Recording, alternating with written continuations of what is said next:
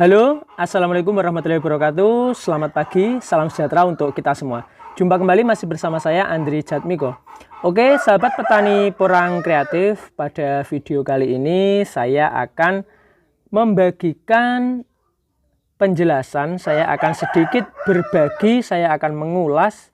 Ini adalah banyak pertanyaan dari sahabat petani porang kreatif, itu untuk masa penanaman porang. Kenapa petani porang yang sudah senior, yang sudah lama membudidayakan porang, mereka menanam porang adalah antara bulan 8 sampai bulan 10 atau antara bulan Agustus, September, dan Oktober. Kenapa petani-petani yang sudah membudidayakan secara luas itu mereka menanam antara bulan itu? Nah, jadi di sini saya akan mencoba menjawabnya.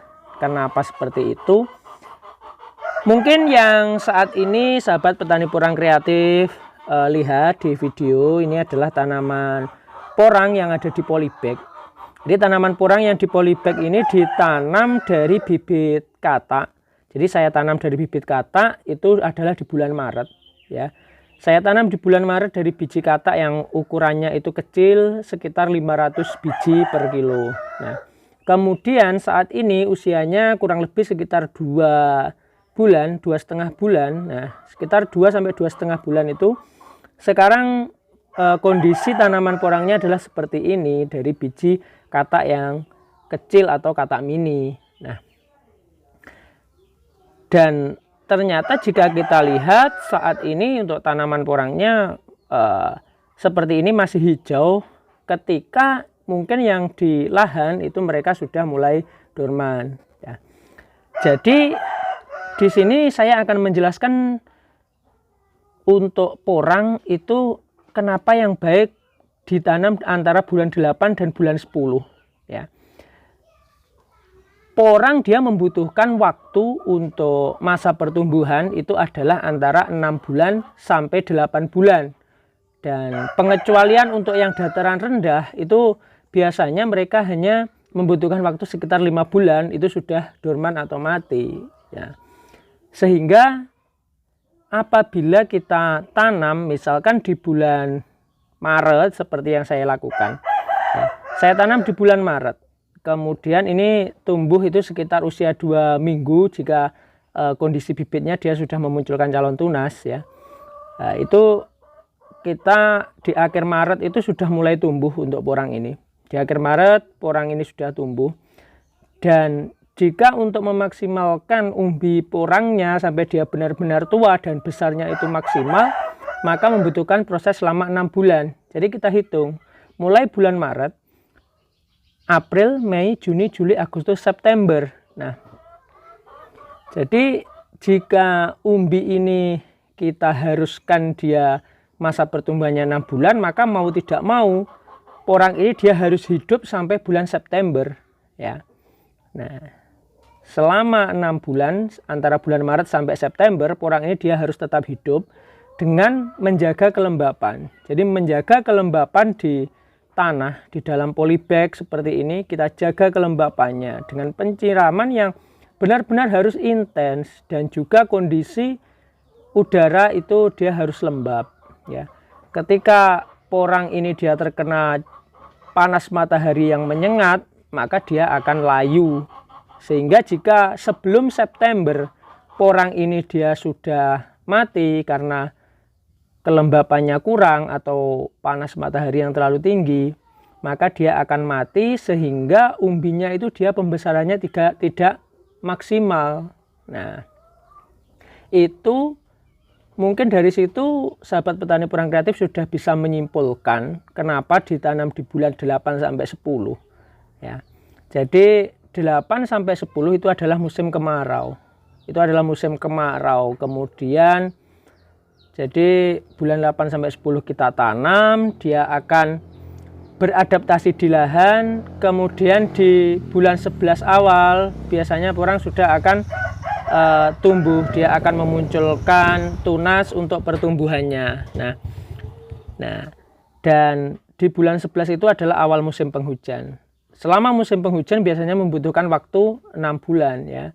Musim penghujan biasanya antara bulan 11 sampai bulan April atau Mei. Nah, itu sudah cukup, waktu yang cukup untuk pertumbuhan porang sehingga menghasilkan umbi yang besar dan maksimal dan juga tua. Karena di bulan itu atau di musim penghujan, kondisi tanah ini adalah lembab. Ya, kondisi tanah ini lembab, kemudian di musim penghujan juga cahaya matahari itu dia tidak terlalu panas menyengat karena cuacanya di musim hujan adalah biasanya hampir setiap hari mendung. Nah, sehingga tanah itu dia tidak kering, tanah terjaga kelembapannya, sehingga 6 bulan itu dia bisa hidup. Dan nanti ketika sudah memasuki musim kemarau seperti saat ini, batang porang akan mati. Nah, jadi alasannya seperti itu. Kenapa porang ditanam di bulan 8 sampai 10? Karena memang untuk petani porang yang sudah senior, yang sudah lama membudidayakan porang, mereka hanya mengandalkan musim penghujan. Dia mengandalkan kelembapan tanah ketika musim penghujan. Nah, dan apakah porang itu bisa ditanam di luar bulan-bulan itu atau di luar musim penghujan? Apakah bisa? Mungkin jika kita tanam secara luas, mungkin 1 hektar, 2 hektar, dengan waktu penanaman itu tidak pada musim penghujan, maka otomatis porang tidak akan bisa maksimal. Karena kita pasti akan sangat kesulitan untuk menjaga kelembapan tanah. Beda halnya ketika mungkin kita buatkan greenhouse.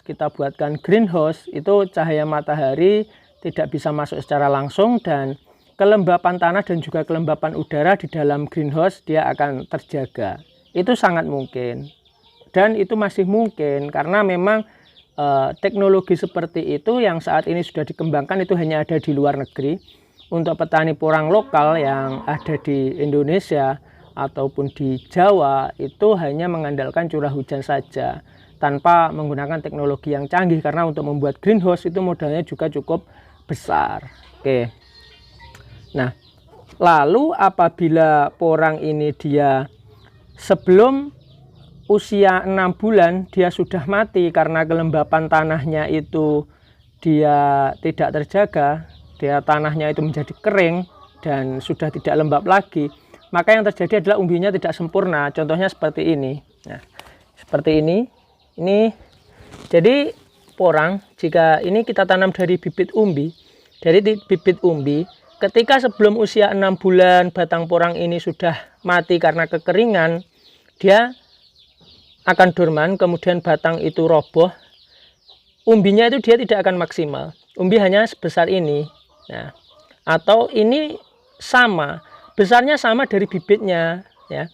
Jadi proses pembesaran umbi porang dia tidak seperti ini. Misalkan kita tanam dari umbi, ini salah jika sahabat petani porang kreatif itu berasumsi bahwa bibit ini dia akan membesar. Itu salah. Akan tetapi umbi yang lama yang kita jadikan bibit, dia akan mengkeropos, kemudian membusuk.